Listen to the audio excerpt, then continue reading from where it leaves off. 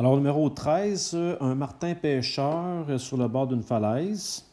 Il aperçoit un poisson qui nage sur une trajectoire parabolique qui est ici.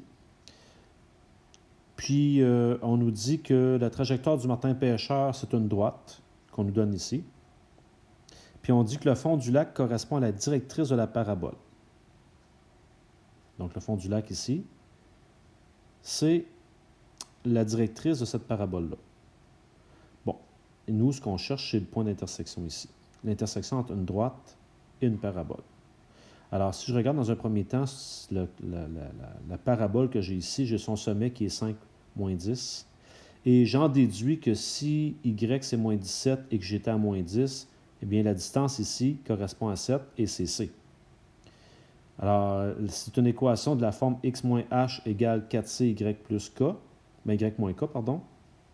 Donc, ça fait x moins h, donc x moins 5 au carré, égale 4 fois c qui est 7. Y moins k, donc ça fait y plus 17. Je l'ai réécrite en faisant... je l'ai écrit de nouveau en faisant 4 fois 7 qui fait 28. Et là, je veux trouver l'intersection entre cette parabole-là et cette droite-là. C'est tout le temps le même principe, hein? Je prends la valeur d'y et je vais aller la remplacer dans l'y qui est là. C'est la substitution. Donc, allons-y. Je vais faire ça ici. Je me retrouve avec x moins 5 au carré égale 28, parenthèse, et là, j'ai moins 1 tiers x, donc moins x sur 3, plus 10 tiers, plus 17. Je vais développer le tout. Donc, x moins 5 au carré, ça fait x2 moins 10x plus 25 égale. Et là, à droite, je vais avoir moins 28x sur 3 plus, là, ce que j'ai fait, j'ai calculé sur ma calculatrice ce que ceci donne et j'ai fait fois 28. Je me suis retrouvé avec 1120 sur 3. Là, j'ai fait une petite passe-passe pour éliminer mes dénominateurs. Là. Je suis venu multiplier par 3 ici, puis je multiplie par 3 à droite. Donc, ça me donne 3x2 moins 30x plus 75 égale moins 28x plus 1120. Donc, c'est un truc que vous pouvez utiliser là, de manière à éliminer le dénominateur. J'envoie ça de ce côté-là.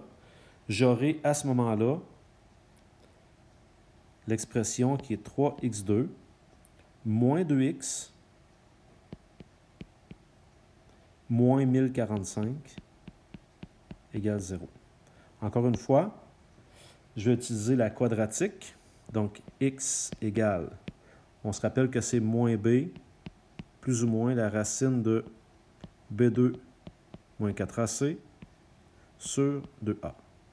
Donc, dans notre cas, nous, ça fait 2, plus ou moins la racine de, j'ai moins 2 au carré, moins 4 fois 3, fois moins 1045, sur 2 fois 3. Ce qui fait que j'ai x égale, je vais calculer la racine. La racine, ça me donne 112 sur 6. C'est ce qui m'emmène sur 2x possibles. Disons x1, x2. Quand je fais 2 plus 212 divisé par 6, j'obtiens 19.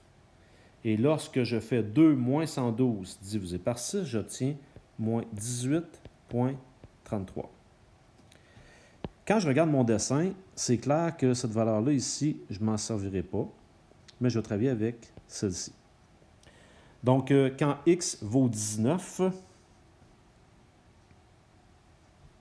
je vais trouver y, eh bien, je vais me servir de l'équation. On avait que y égale moins 1 tiers x plus 10 tiers. Ce qui fait en sorte que je vais avoir moins 1 tiers fois 19 plus 10 tiers. J'ai effectué le calcul et j'ai obtenu moins 3. Donc, la question veut savoir à quelle coordonnée que le martin pêcheur va capturer son poisson, eh bien, ça sera au point 19 moins 3.